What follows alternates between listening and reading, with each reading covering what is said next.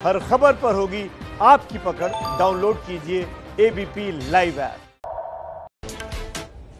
और अब जानिए खबरें इत्मीनान से। नीट जेई की परीक्षाओं को कराने के केंद्र सरकार के फैसले के विरोध में अब विपक्षी राज्य सरकारों ने पुनर्विचार याचिका दायर करने का फैसला किया है। पुनर्विचार याचिका सुप्रीम कोर्ट में दाखिल की जाएगी। बुधवार को कांग्रेस की अंतरिम अध्यक्ष सोनिया गांधी ने इस मुद्दे पर कांग्रेस और सहयोगी दलों के साथ सीएम्स के साथ बैठक की। बैठक में पंजाब के सीएम अमरिंदर सिंह, पश्चिम बंगाल के सीएम ममता बनर्जी, झारखंड के सीएम हेमंत सोरेन समेत 7 राज्यों के मुख्यमंत्रियों ने हिस्सा लिया। बैठक के बाद कैप्टन अमरिंदर सिंह ने अटॉर्नी जनरल को विपक्षी दलों के राज्य सरकारों से बात करके सुप्रीम कोर्ट में पुनर्विचार याचिका दायर करने के निर्देश दिए हैं। आईआईटी दिल्ली के निदेशक वी रामगोपाल राव ने कहा है कि जेईई और नीट की परीक्षाओं में देरी करना भारी पड़ सकता है।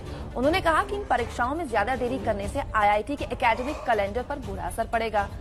वी रामगोपाल राव ने सोशल मीडिया पोस्ट में लिखते हुए कहा कि हम पहले ही 6 महीने गंवा चुके हैं। अगर सितंबर में परीक्षाएं हो जाती हैं तो कम से कम दिसंबर में आईआईटी सेशन शुरू हो सकता है। उन्होंने छात्रों से अपील की कि वो संस्थानों पर भरोसा करें और कोरोना के सुरक्षा निर्देशों का कड़ाई से पालन करते हुए परीक्षाओं में बैठें। पीएम मोदी को 100 से ज्यादा शिक्षाविदों ने चिट्ठी लिखकर जेईई नीट की परीक्षाएं कराने की अपील की और परीक्षाओं का समर्थन किया है। चिट्ठी लिखने वालों में विश्वविद्यालयों के वाइस चांसलर, प्रोफेसर और शिक्षाविद शामिल हैं।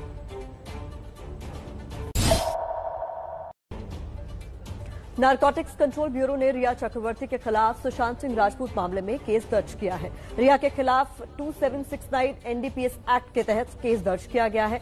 रिया के अलावा एनसीबी ने रिया के भाई शोविक, श्रुति मोदी, जय साहा और गौरव आर्या के खिलाफ भी केस दर्ज किया है। जांच में रिया की कई चैट सामने आई हैं, जिससे पता चलता है कि रिया लगातार ड्रग डीलर से ड्रग्स की मांग कर रही थी। नवंबर 2019 में रिया और जय शाह की एक चैट सामने आई है, जिसमें सुशांत को चाय या कॉफी में ड्रग्स जैसा कुछ देने की बात की जा रही है।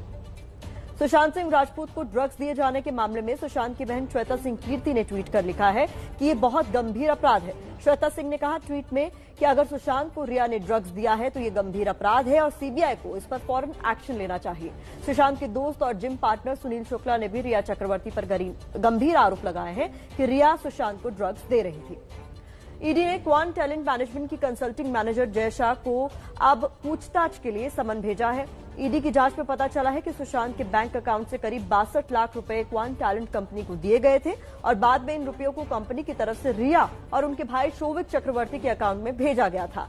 ईडी अब जय शाह से जानना चाहते हैं कि ये पैसे सुशांत से क्यों लिए गए और फिर रिया उसके भाई को क्यों भेजे गए। वित्त मंत्री निर्मला सीतारमण की अध्यक्षता में आज जीएसटी काउंसिल की बैठक होगी। बैठक 10 बजे से शुरू होगी, जिसके बाद 3 बजे वित्त मंत्री वर्चुअल प्रेस कॉन्फ्रेंस भी करेंगी। आज होने वाली बैठक में राज्यों के जीएसटी पर दिए जाने वाले मुआवजे पर चर्चा होगी। केंद्र सरकार हर 2 महीने बाद राज्य सरकारों को जीएसटी मुआवजा देती है, लेकिन राज्य सरकारों को अप्रैल से लेकर अब तक ये मुआवजा नहीं दिया गया है, जिसकी वजह से लॉकडाउन के दौरान केंद्र और राज्य का जीएसटी कलेक्शन काफी कम रहना है। जीएसटी काउंसिल की आज की बैठक में काफी हंगामा होने के आसार। ऑटोमोबाइल्स और अन्य भारी बड़े उद्योगों का कोरोना के असर को जानने के लिए आज वाणिज्य मंत्रालय से जुड़ी संसद की स्थायी समिति की बैठक होगी। बैठक सुबह 11 बजे से शुरू होगी। बैठक में भारी उद्योग मंत्रालय के सचिव और उनके अधिकारियों को बुलाया गया है। बैठक में लॉकडाउन के दौरान और उसके बाद इस सेक्टर की चुनौतियों, संभावनाओं पर भी चर्चा की जाएगी। बीते दिनों इसी कमेटी की एक बैठक में सरकार ने माना था कि कोरोना के दौरान देश में 10 करोड़ नौकरियां खतरे में पड़ गई। बीजेपी महासचिव और जम्मू कश्मीर के प्रभारी राम माधव आज कश्मीर घाटी के दौरे पर पहुंच रहे हैं। राम माधव आज 12 बजे श्रीनगर पहुंचेंगे। राम माधव जम्मू कश्मीर में बीजेपी नेताओं पर हो रहे हमले और उनकी सुरक्षा की समीक्षा करेंगे। राम माधव जम्मू कश्मीर के सरपंचों से भी मुलाकात करेंगे। माधव 22 अगस्त को नेशनल कॉन्फ्रेंस के अध्यक्ष डॉक्टर फारूक अब्दुल्ला की उस बैठक के बारे में भी चर्चा करेंगे, जिसमें अनुच्छेद 370 को वापस लागू करने और जम्मू कश्मीर को फिर से राज्य बनाने की मांग की गई थी। गोरखपुर मेडिकल कॉलेज के डॉक्टर कफील खान पर लगाए गए एनएसए के मामले में इलाहाबाद हाईकोर्ट में आज अंतरिम सुनवाई होगी। माफ कीजिएगा। कफील खान पर भड़काऊ भाषण देने का आरोप है और पिछले 7 महीने से वो जेल में बंद है। सुनवाई सुबह 11 बजे से होगी। सुप्रीम कोर्ट ने कफील खान की मां की तरफ से दायर की गई हेबियस कॉर्पस यानी बंदी प्रत्यक्षीकरण की याचिका पर इलाहाबाद हाईकोर्ट को सुनवाई करने का आदेश दिया है। मध्य प्रदेश की 27 विधानसभा सीटों पर उपचुनाव को लेकर कांग्रेस ने आज बड़ी बैठक बुलाई है। प्रदेश अध्यक्ष कमलनाथ की अध्यक्षता में होने वाली बैठक में सभी 27 विधानसभा सीटों के चुनाव प्रभारी, सह प्रभारी और पदाधिकारियों को बुलाया गया है।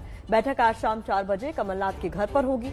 बैठक में उपचुनाव के फाइनल ड्राफ्ट पर चर्चा की जाएगी। मौसम विभाग ने आज पूर्वी मध्य प्रदेश, विदर्भ, छत्तीसगढ़ और उत्तराखंड के लिए भारी बारिश से बहुत ज्यादा भारी बारिश का अलर्ट जारी किया है। इसके अलावा दिल्ली, पंजाब, हरियाणा, चंडीगढ़, जम्मू, हिमाचल प्रदेश, पश्चिमी मध्य प्रदेश, झारखंड, सिक्किम और ओडिशा में भी भारी बारिश का अनुमान जताया गया है। शिक्षा मंत्रालय ने जेईई नीट परीक्षाओं पर दिए बयान में कहा कि 99% छात्रों को उनकी पहली पसंद के आधार पर ही परीक्षा केंद्र आवंटित किए गए हैं। मंत्रालय के मुताबिक जेईई के लिए अब तक 8.58 लाख यानी कि करीब 9 लाख छात्रों में से 7.41 लाख यानी कि करीब 8 लाख छात्रों ने एडमिट कार्ड डाउनलोड कर लिए हैं, जबकि नीट के लिए 15 लाख से ज्यादा और 6 लाख से ज्यादा लोगों ने एडमिट कार्ड डाउनलोड कर लिए हैं। पश्चिम बंगाल सरकार ने कोरोना खतरे को देखते हुए स्कूल, कॉलेजेस को 20 सितंबर तक बंद रखने का आदेश जारी किया है।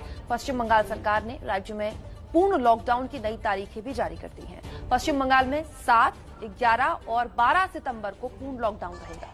सड़क परिवहन एवं राजमार्ग मंत्रालय ने टोल प्लाजा पर किसी भी तरह का डिस्काउंट देने के लिए फास्टैग को जरूरी कर दिया है। नेशनल हाईवे पर कोई भी वाहन चालक जो 24 घंटे के भीतर वापसी यात्रा के लिए डिस्काउंट या फिर किसी दूसरी स्थानीय छूट का दावा करना चाहता है, उन्हें अपने वाहन पर फास्टैग लगाना जरूरी होगा। डिस्काउंट लेने के लिए शुल्क का भुगतान केवल प्रीपेड इंस्ट्रूमेंट, स्मार्ट कार्ड या फास्टैग या फिर ऑनलाइन माध्यम से ही हो सकता है।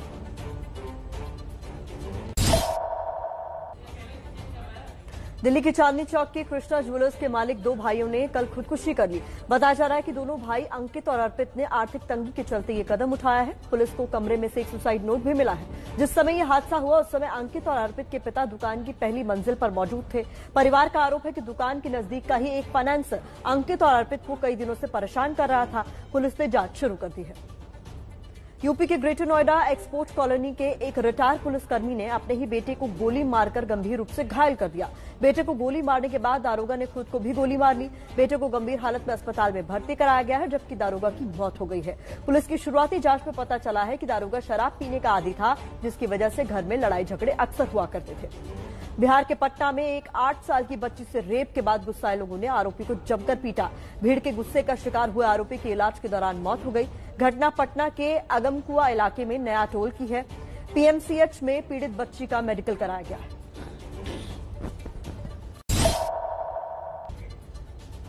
महाराष्ट्र के औरंगाबाद में एआईएमआईएम के सांसद इम्तियाज जलील ने कहा है कि अगर महाराष्ट्र सरकार 4 सितंबर तक मस्जिदों को नहीं खोलती है तो वो मस्जिद में जाकर नमाज अदा करेंगे। बोल के हम 4 तारीख तक टाइम दिया है, बोले तो हम हमारे हिसाब से खोल देंगे।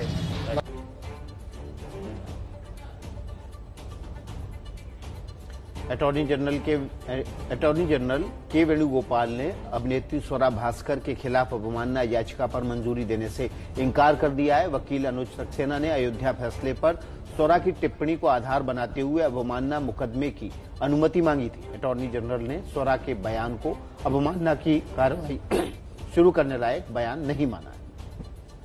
इटली के सार्डिनिया में मेडिटेरियन सी में एक जहाज के आग लगने के बाद डूबने की तस्वीरें आई। जहाज पर सवार 17 लोगों को बचा लिया गया है। जहाज डूबने से पहले सभी 17 यात्री जहाज छोड़ चुके थे।